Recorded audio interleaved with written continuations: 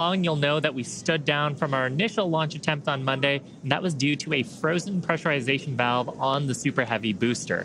SpaceX teams investigated the issue and determined that this valve had some moisture in it, which caused the valve to freeze up when we were loading super chilled liquid oxygen into the booster.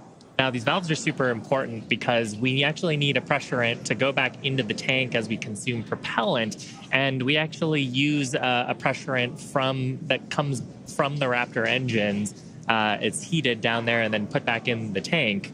And so a frozen valve there would be a problem during the launch. Yeah, and that's important. You can think of it like drinking out of a thin plastic water bottle. If you're chugging that water, it crinkles if you don't let air back into it. So we use that hot exhaust gas from the Raptor engines to refill that consumed volume as propellant is depleted. So it was a great find by the countdown, and that's why we have a countdown, is to allow us to find those issues prior to liftoff. So all of that being said, our teams learned a lot over the last 48 hours, and we are ready to give it another go. As many of you know, Starship is the latest and largest vehicle developed to date by SpaceX. It will be the world's most powerful launch vehicle once fully developed and have twice the thrust of the Saturn V rocket.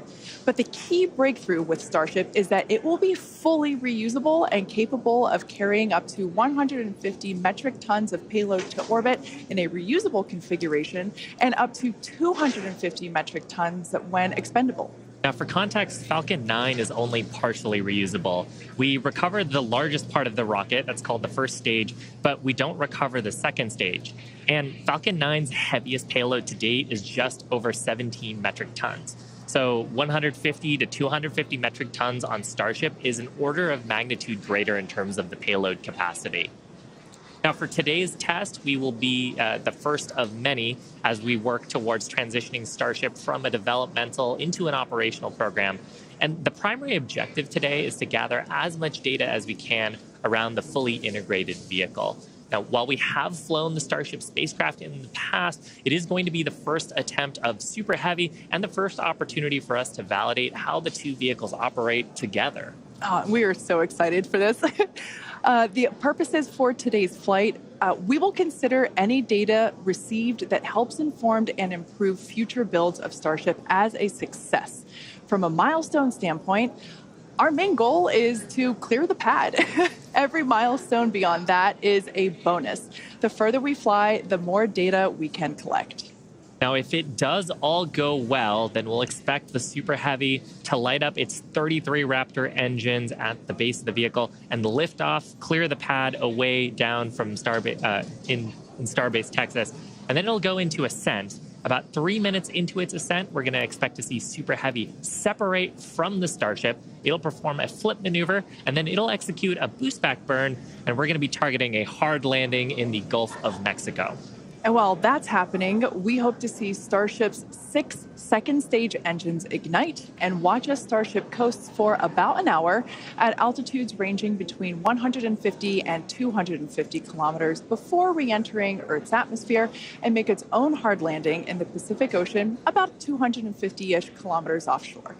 Now, we are not really expecting many camera views after separation. That is to say, if we even make it that far. But we do promise that whatever views we do have, we will bring them to you live. Yep. We have a couple of ground stations along the way. So if we are able to get good telemetry, assuming we make it that far into the ascent, then of course those will be available on the stream. And also worth mentioning today, like the whole just getting the vehicle off the pad is a complex endeavor. We are going to be trying to reduce complexity by attempting those hard water landings instead of trying a normal landing like you're used to on Falcon 9. Exactly. We are not attempting to recover these vehicles. So yeah, hard landings in store for both. Now, in a little bit, we'll take a closer look at the vehicle and the launch pad. But first, the teams have been doing a tremendous amount of work over the last few months. In fact, there's a great shot of our Hawthorne team up here bright and early to watch the launch. Teams have been prepping really for the last few days, especially to try to get into today's launch attempt. And here you can see a live view of the South Padre Amphitheater where both SpaceX employees, friends and family, and members of the public are gathering to watch Starship lift off. And we can see the crowds are gathering there as well. And of course, we want to give a shout out to the SpaceX team. You see them there on screen, members of our our Star Command Center. That is our Starbase Launch Control Center. Yep, those are the operators today who are going to be reviewing all the data and, of course, giving us the go, no-go poll, checking the status to try to get in today's launch attempt just around 27 minutes from now. And one thing I do want to mention, I misspoke. It's not the South Padre Amphitheater. It's the Cameron County Amphitheater.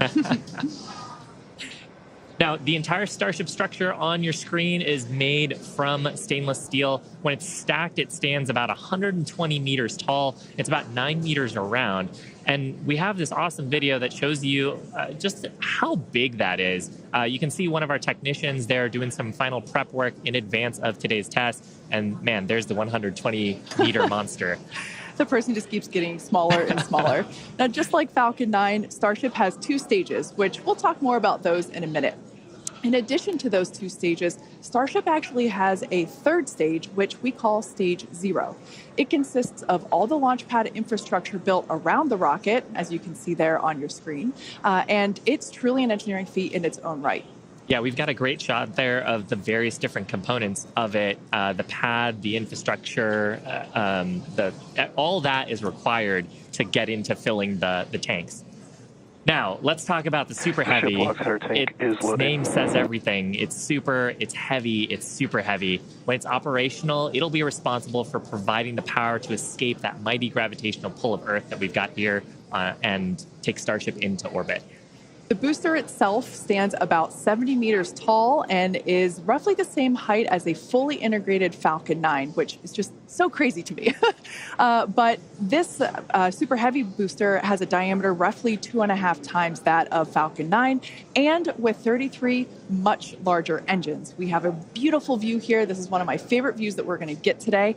Those are our 33 Raptor engines at the base of the Super Heavy booster. Yep, and you can see they're in a couple of different rings here. So we've got the outer ring of 20 static engines. They're going to be providing a huge amount of thrust today to lift off the entire stack. But then we've got the 13 gimbaling engines in the middle, and they're going to be providing the tilt maneuvers and also helping to reorient the booster as it comes back later in today's flight. Yeah, and when we say gimbal, it's basically tilting or almost wiggling the engines a few degrees and in either direction to allow the booster to steer itself, just as you said, Shiva. And we'll get some great shots later of actually a wiggle test that we perform ahead of liftoff, just to make sure that all of those engines are able to control their full range of control authority. One thing to note, those Raptor engines are completely designed and manufactured in-house. They are, as many of you know that have been following along, they are a reusable methane oxygen staged combustion type engine. So it's a lot of words there. And ultimately, that staged combustion means that we combust the propellant in stages that we kind of pre-combust them in a pre-burner. And by doing so, it allows the engine to be more efficient, i.e. more powerful. Yeah. Now, like Falcon 9, the Super Heavy has 4 grid fins to assist with orienting itself in its return back to Earth. We got a shot of them there beneath the Starship's aft flaps. Now, as we talked about earlier, Super Heavy is not going to be attempting a land landing today. But with this flight test, we're still trying to get as much data as we can. We're focusing on the fundamental systems and operations, so that's the liftoff portion. But we are going to try to get some data on how the fins work for that water landing that Super Heavy is going to be making after ascent. I love that great view of the fins there. Now, Starship, or the spacecraft, is the 2nd stage, and it makes up the top portion of the vehicle. It's designed for carrying passengers and cargo to Earth orbit and beyond.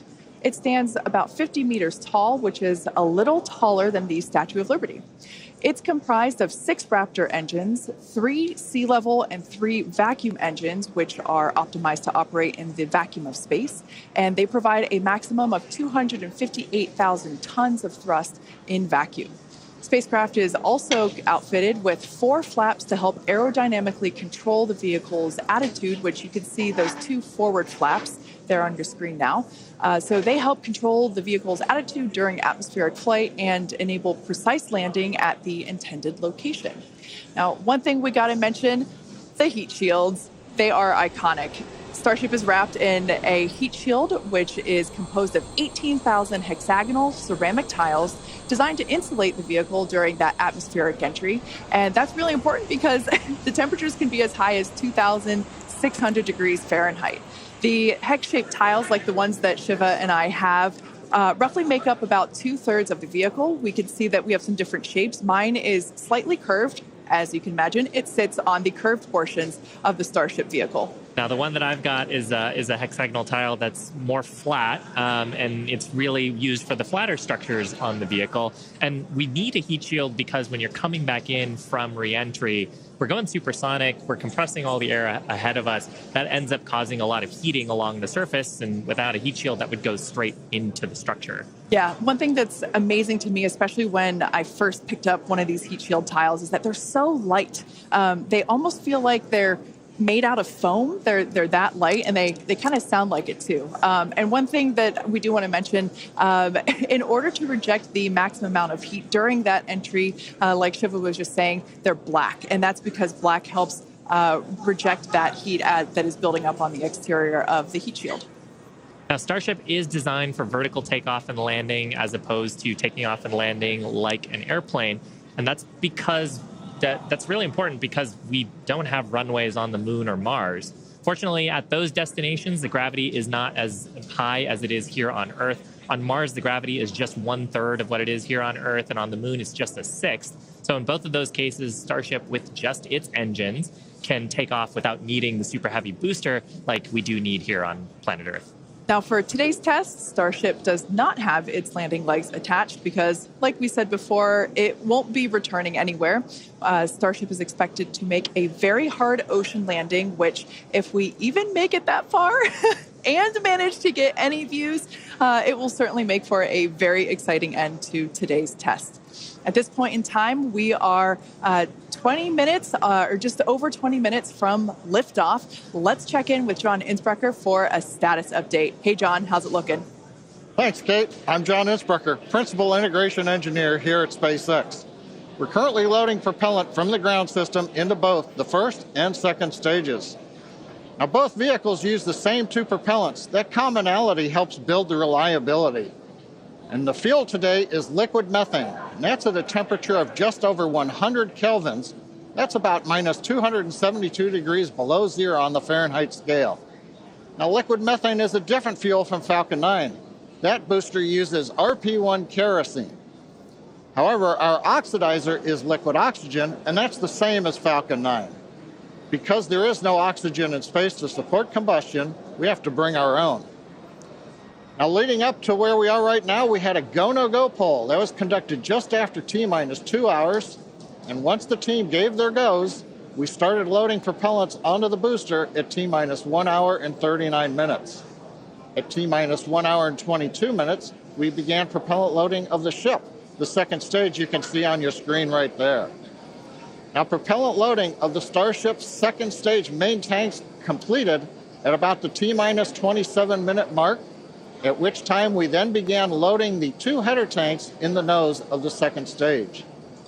Now, at T-minus 3 minutes, when the first stage super heavy propellant loading completes, that means we'll have all the propellant on the rocket, and the vehicle will be fully loaded with over 10 million pounds of propellant. Now, right now, at T-minus 19 minutes and counting from liftoff, the weather and winds are looking good. We have been watching the ground level winds. They're at 18 miles an hour. As the morning continues, they will increase, but that is below our limits right now. We're also looking at upper altitude winds. We're waiting for one more balloon, but we believe that we're going to be go. On the launch vehicle itself, the teams, the good news, they're not working any issues right now. But if for some reason we do not make our test flight today, if we have to hold, we have a backup launch window. However, we're not sure when it would be. It could be 24 or 48 hours after today. It'll depend on how far we get into the countdown.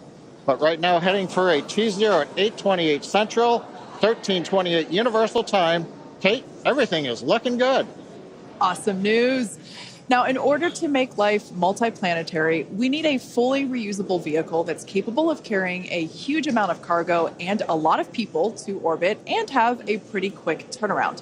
The idea is to effectively reuse launch vehicles just like airplanes. Yeah, imagine if you had to wait for a new airplane to be constructed every time you wanted to fly. You'd rarely go anywhere, and for most of us, it would be completely unaffordable. In order for us to get to Mars and back with lots of people, lots of cargo, multiple times, reusability really is a must. In advance of our first missions to Mars, Starship will execute a number of missions with both cargo and people, starting with Earth orbit and eventually expanding to the Moon and beyond. Now, in the near term and a bit closer to home, Starship will also be critical to other programs. Once fully operational, it'll deliver the full-size and upgraded version of our Starlink satellites, and that's super exciting because our next-generation satellites represent a step forward in Starlink's capabilities and will allow us to connect millions of more people around the world with high-speed internet to watch launch webcasts. Such an exciting future ahead of us, but first, let's talk a little about how we got to where we are today. Now, Starship's testing ramped up in July of 2019 with our Starhopper prototype, sort of a short version of the Starship that we see today. There's a great photo of it. It was just over 18 meters tall. It had a single Raptor engine, and we had it to test fly and perform low-level altitude maneuvers and attempt landing. The initial test flight, or hop, reached about 20 meters in altitude. That was followed by the one that you've got on your screen here. This was our 150-meter altitude hop. We went up, took a little jaunt away, about 100 meters or so away from the launch pad, used that Raptor engine to fly and actually land. And actually, this hopper is actually down at Starbase now. Yeah, I love this shot. It's just so fun to see it fly. After a series of 150-meter hop tests with earlier prototypes, the Starship program saw a major breakthrough during a test flight of the vehicle known as serial number 8, or SN8. You can see it there on your screen now. In December 2020, SN8 demonstrated a first-of-its-kind controlled aerodynamic descent and landing flip maneuver.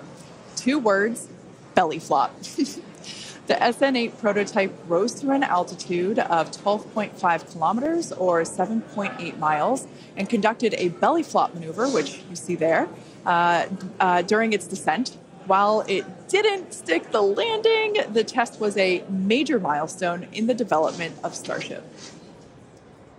In fact, we should be able to see that unfortunately failed landing. Boom. It was fun to watch, though. Rapid unscheduled disassembly, but learned a lot of data. Now, the testing continued on to prototype serial number 9. It took a 10-kilometer flight. That's about 6.2 miles up. In February of 2021, we had a nominal ascent. We executed the engine cutoffs once we got to the top of the altitude window. We did that belly flop maneuver, which is so much more fun to say than controlled descent, aerodynamic maneuver. That was all stable, but unfortunately, we had a dramatic end on this flight as well.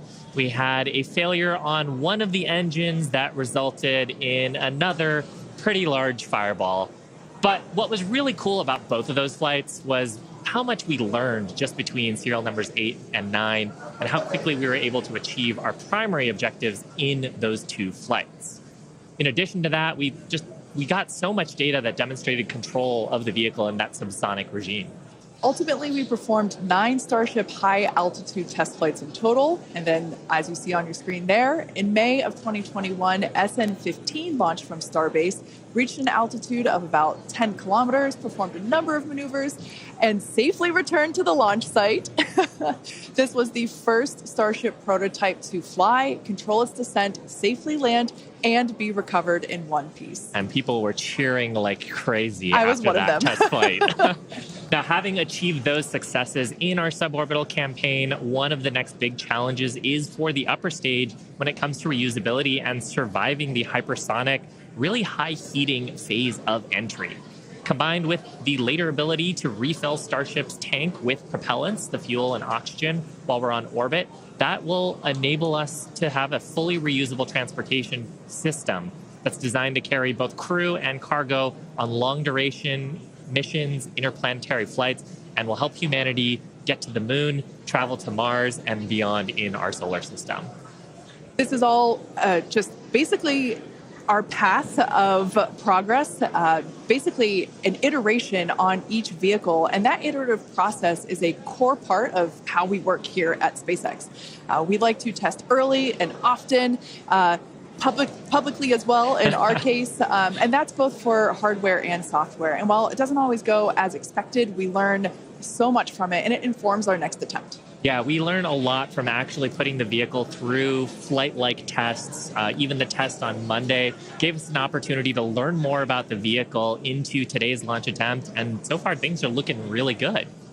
Now, we are continuing into our countdown. We're about T-minus 12 minutes to go. I think it's a perfect time for another check-in with John Insparker. How's it going, John? Well, Shiva, the good news is that the nets are quiet. The teams are currently working. No significant launch vehicle issues. You can see the T clock there on your screen, T-minus 12 minutes, 10 seconds, and counting. Propellant loading is continuing on both the Super Heavy and the ship stages. You can see the graphic on the left-hand side of the screen. Most recently, we began loading liquid oxygen and liquid methane fuel into the header tanks on Starship. Those are two small tanks just underneath the nose of the second stage. Now that started at T-minus 27 minutes. That'll be wrapping up at about that will be wrapping up about T-minus 9 minutes. Now the Starship second stage main fuel and LOX tanks are loaded for flight right now. The Super Heavy first stage booster propellant loading is continuing, and that'll go till about T-minus 3 minutes. We're underway with engine chill as we get ready for T0, and we're also configuring the launch pad for liftoff. The booster hold downs have been unlatched. They'll be ready to retract at liftoff. And the second stage quick disconnect is beginning its configuration for release. The methane and liquid oxygen propellants currently going to the second stage go through that quick disconnect. That's that arm that reaches out from the tower to the base of the second stage. The SpaceX team continues to check in with the Coast Guard. Good news is we've not heard any reports of boats in the safety perimeter as the launch vehicle heads out over the Gulf of Mexico. So right now, T-minus 10 minutes, 40 seconds, and counting. Everything continues to go well for an on-time launch. Now, today's test flight is taking place out of our Starbase facility in South Texas, and that test site has gone through a huge amount of development over the last couple of years. One thing I want to point out, this is a great view from our drone. Not only can we see the pad, but in the fog, kind of in the distance, in the background and to the left of the pad, you can actually see our production facility, which is the other part of Starbase in addition to the launch pad.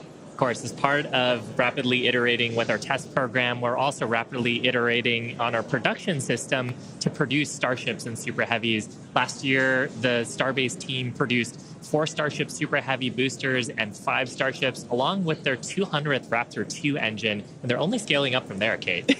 Yeah, it's incredible to think that for 2023, production has 5 boosters and 8 Starships going. So it's incredible. And it's important to have that system fill in basically the manufacturing line so that we have product ready to go as soon as we're done with this test. Yeah, exactly. And ultimately, I mean, we talked about how Starship is an order of magnitude more payload to orbit. But if you're going to go set up a base on the moon or Mars, you're going to need thousands of metric tons of propellants. And so you're going to need a fleet of vehicles that's capable of doing that. Yeah, one thing to note, Starbase directly employs more than 1,800 employees. It's the largest employer in the area, in fact. And we're very thankful to Cameron County for being so supportive. This is a view from the Cameron County Amphitheater.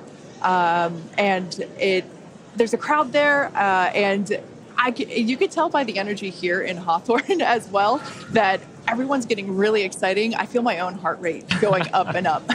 I know. It must be really, really exciting to go see this. And I mean, just the sheer amount of power on Starship, you're going to feel it down there when this thing lifts off from the pad. We've actually got a great shot here of the natural surroundings around the pad. Oddly enough, most of the pads end up being around sort of wild locations like this. But coming up on T-minus 8 minutes, I think it's another good time for check-in with John. Thank you, Shiva. T-minus just over 8 minutes to the first test flight of Starship. Currently, we are pressurizing second stage. We are also closing out liquid oxygen and fuel header loads on the second stage. We're also getting ready for propellant load tank pressurization on the first stage. In fact, we are just now closing out header tank load on the second stage. Now with the header tanks loaded and closed out, that means we're down to just the first stage to finish loading. That'll finish about T-minus 3 minutes. And at that point, when both stages are loaded, we will have the 10 million pounds of liquid propellant on board. Now in the next few minutes, the guidance system will begin its final alignment for flight during a quiet period when the rocket's not doing anything. The automated flight termination system will be armed, and a final TVC checkout will be performed. Those are the engine wiggles, and hopefully we'll be able to see that with the cameras underneath the vehicle and maybe even the second stage engines. And there's a view looking underneath the super heavy first stage with the 33 Raptor engines. Now a reminder as we continue counting down, if we do need to hold, the point where we hold the clock would be at T-minus 40 seconds. We can pause there. Typically in the past, if we need a little bit more time to finish final checkouts or do some pressurization of the onboard storage tanks, that's where we would hold. But currently we're not hearing a need to hold, so at 6 minutes, 27 seconds, everything looks good. And of course, Kate, Shiva, as we get close, we're going to get into the engine ignition sequence of 33 Raptors, and that's going to be something new for everybody. I cannot wait for that moment. So for those of you that are familiar with how we launch Falcon 9 rockets, you probably know that we light all 9 of those first stage Merlin 1D engines all at once. It's pretty different than what we do, or what we're attempting to do today. We're actually going to be igniting those 33 engines in banks or clusters, and that sequence starts at T-minus 6 seconds. Yeah, and the ignition sequence is a little bit different, both in terms of the timing and also the ignition method. So on Falcon 9, we use a chemical called T-Tab. It's a pyrophoric material, so that means when you mix the two together, it produces a flame that kicks off that green characteristic spark on Falcon 9 missions. But actually on Starship, we use electrical ignition systems. Many of those are integrated on the ground system here. And the electrical ignition, we start lighting the banks at T-minus 6 seconds, and then over the next 4 seconds, the 3 sets of banks will ignite and eventually bring the booster up to a thrust to weight greater than 1 and hopefully ascent. Super exciting. Like we said, pretty different from our Falcon 9 launches, and so this will be the first time that any of us have gotten to see this type of integrated test flight with both the Starship and the Super Heavy booster. Everyone's cheering as we get into T-minus 5 minutes. We want to remind everyone that success today is anything. Yeah, it looks fun down there. I kind of want to go join them. For today, success is anything that we learn that helps improve the future builds of Starship. If we lift off and clear the pad, we're calling that a win. A great shot of the pad there. A great shot of the quick disconnect on the second stage. You can see the frost line on the booster where that methane is fully topped up. I think we're just coming up on the last few minutes here of propellant fill on the booster. Now that quick disconnect is going to separate away as we actually get into the ignition sequence, but it's providing electrical connections now and also providing the propellants that we're loading into the vehicle. Yeah. We're just now under 4 minutes until liftoff of the Starship flight test. We've been following along for what honestly seems like days and days now, but really it kind of comes down to years. It has been a long time to get to where we are today. Now, fast forwarding a little bit, we have the opportunity to hold, if necessary, at 40 seconds, and we are able to hold there for about 15 minutes or up to 15 minutes and still be able to lift off. Yeah, and that's a little bit different from Falcon for the propellant sequence on Falcon that we don't have the opportunity to hold. So that's a cool new capability on Starship. Right now, T-minus 3 minutes, 10 seconds and counting. We got some great views from the drone. It's nice that the fog is slowly lifting. We get some of the blue skies, hopefully good views. What we're waiting for right now is closeout of propellant loading on the first stage. That should be wrapping up here shortly. In fact, it looks like fuel fill and drain valves are coming closed. That means first stage is fully loaded, second stage fully loaded, and that 10 million pounds of propellant on board the Starship launch vehicle. I want to take a quick moment to say that the crowd energy here is electric. I feel like it's Falcon Heavy test demo all over again. And hopefully you'll hear us as we get into the plus count. But right now, next activity is coming up. The flight termination system arms at T-minus 2 minutes. Thrust vector control checkouts at T-minus 2 minutes. And then after that, major activity will be the T-minus 40-second gate. There's the view looking up at the 33 Raptor engines. There are 20 engines in a circle on the outside, and as Shiva said earlier, 13 engines on the center. Those are the ones that gimbal and steer the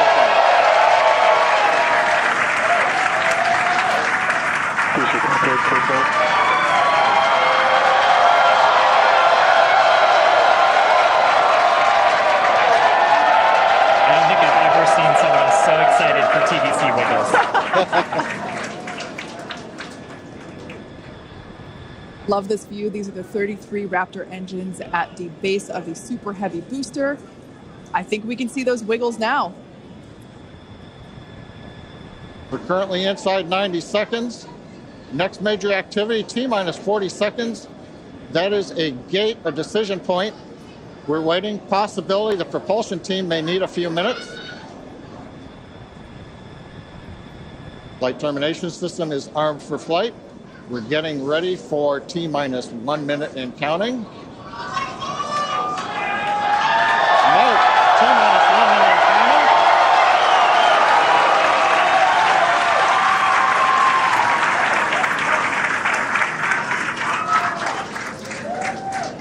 counting. Next, we'll see as we get past T-minus 40 seconds for final checks of the vehicle.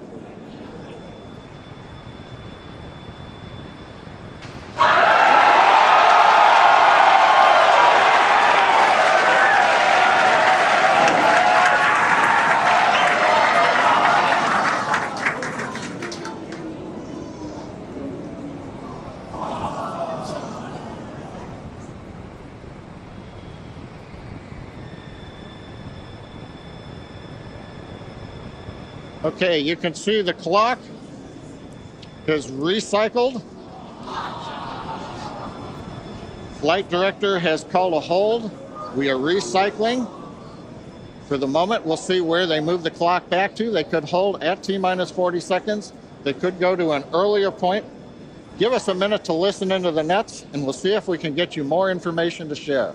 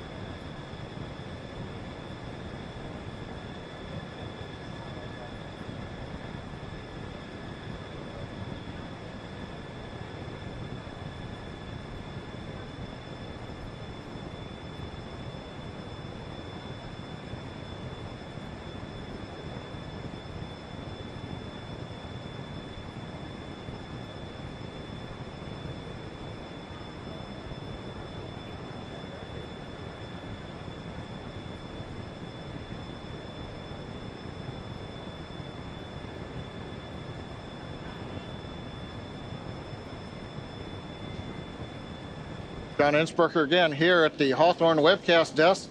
We're holding at T-minus 40 seconds. What we've heard so far is we have a couple of issues we're working. One is the booster tank pressurization. Final pressurization was just a little bit long. That's not unusual. We've held at T-minus 40 seconds before to pressurize. That appears to have been resolved. At the same time on the second stage, they're working some final purging. We should know very shortly if that is cleared and if we'll continue the countdown. Everyone, especially that person, is excited to keep going.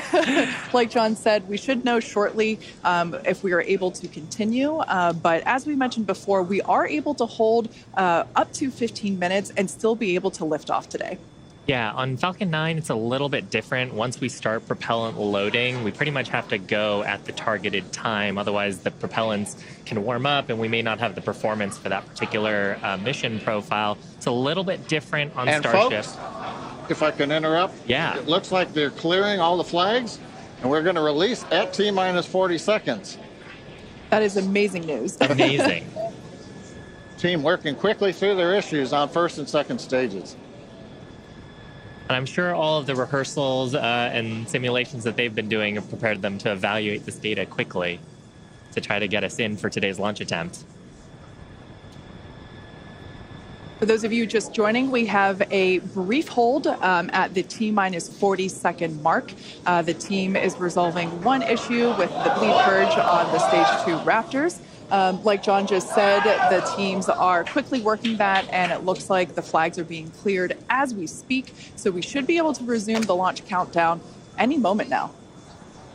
And it's worth noting on Starship that once we resume the countdown, it restarts from the 40-second period, and then we keep going unless another condition pops up. So stick around because Starship could be going here real soon. Don't walk away, that's for sure. Amazing views here coming to us from Starbase, Texas. Cheering to close the start again.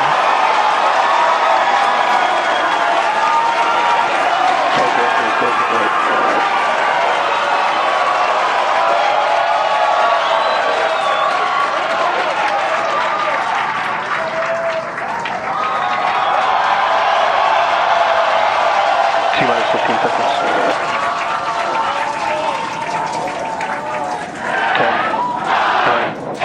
8, 7, 6, 5, 3, 2.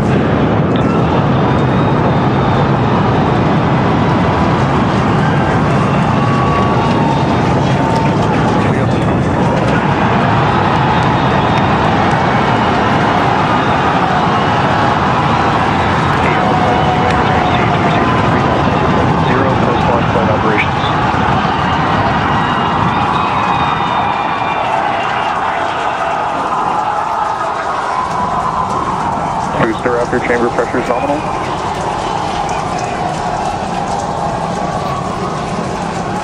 T-plus 43 seconds into the test flight of the inaugural Starship vehicle. Tower cleared, we're into pitch over. Propulsion reports first stage engines nominal. What a sight from the ground cameras at Starbase. We're flying at twice the thrust of the Saturn V heading to space. Authorization of signal, Corpus Christi. We're throttled down and throttled back up. Going through the period of maximum aerodynamic pressure.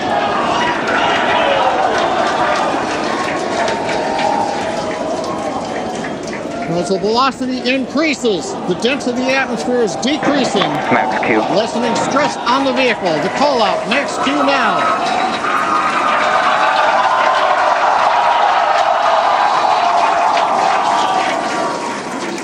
Continuing to watch the first stage as we head down range.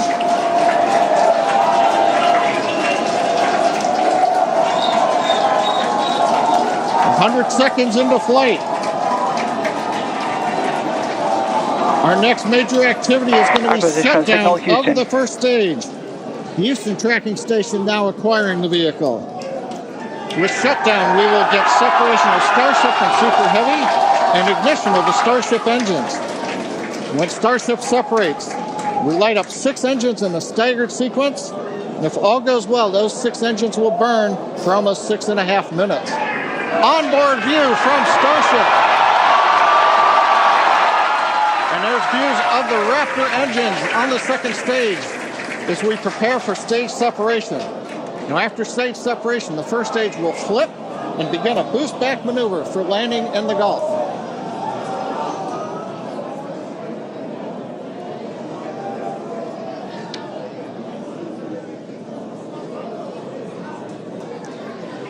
Continuing to fly, 2 minutes 40 seconds. Let's get ready for main engine cutoff.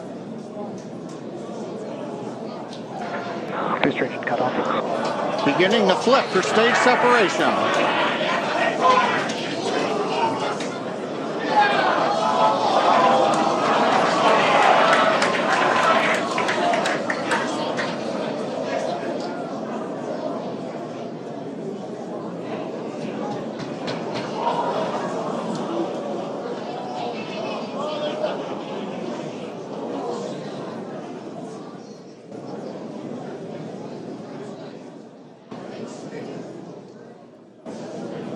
As of right now, we are awaiting stage separation, where Starship should separate from the Super Heavy booster. Yeah, Kate, right now it looks like we saw the start of the flip, but obviously we're seeing from the ground cameras the entire Starship stack continuing to rotate. We should have had separation by now. Obviously, this is does not appear to be a nominal situation. Yeah, it does appear to be spinning, but I do want to remind everyone that everything after clearing the tower was icing on the cake.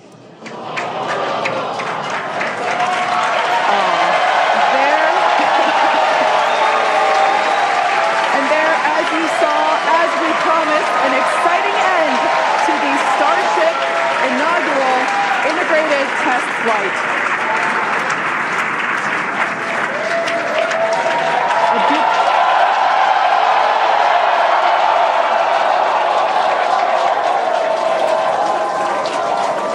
Everyone here absolutely pumped to clear the pad and make it this far into the test flight, the first integrated flight of the booster and the Starship vehicle.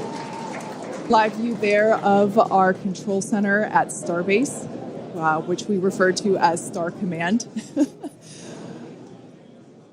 As we said before, obviously we wanted to make it all the way through, but to get this far, honestly, is amazing. Well, if you're just joining us, Starship just experienced what we call a rapid unscheduled disassembly, or a RUD, during ascent. But now this was a development test. This is the first test flight of Starship, and the goal was to gather the data, and as we said, clear the pad and get ready to go again. So you never know exactly what's going to happen, but as we promised, excitement is guaranteed. And Starship gave us a rather spectacular end to what was truly an incredible test thus far. Now, as we mentioned at the start of today's program, any and all the data that we collected during the test is going to help us with further development of Starship, and it's going to improve the vehicle's reliability as SpaceX seeks to make life multiplanetary. It's really worth noting that the flight path was designed to be over water and all the air and sea space. Along with that flight path and those surrounding areas were cleared in advance of the test. And of course, we're going to be coordinating with local authorities for the recovery operations. But honestly, what an exciting morning. Oh my gosh. We had a successful liftoff from Starbase, Texas at 8:28 a.m. Central Time. We cleared the tower, which honestly was our only hope. We cleared the tower, and all the data that we collected all the way through all those Raptor, those 33, although I think we saw that 3 Raptor engines were out. But we got all that data, and we got so far as to hoping to see the Starship, the second stage, separate from the first stage, the Super Heavy booster. And unfortunately, we didn't make that happen, but that's okay. It was the first integrated launch, and honestly, today was amazing. Absolutely incredible day. We made it through a number of those initial test objectives with getting booster ascent, getting all the way through the countdown, working some issues at the end. Like, totally really fantastic day. Got through the gate at T-minus 40 seconds on the second try.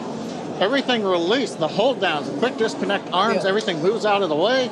And then we got the vehicle off of the pad, through max Q, all the way up to stage separation, even starting into the prep for stage sep.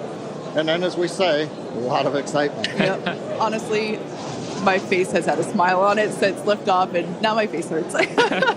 Now, since we don't have any insights on the cause of our rapid unscheduled disassembly at this point, we're going to end our webcast here. Teams will continue to review the data and work toward our next flight test. But before we go, a big congrats to the entire SpaceX team on an exciting first integrated flight test of Starship. And of course, a shout out to our viewers. We appreciate you joining us. And as always, we thank you for your interest in Starship, SpaceX, and your ongoing support. Till next time.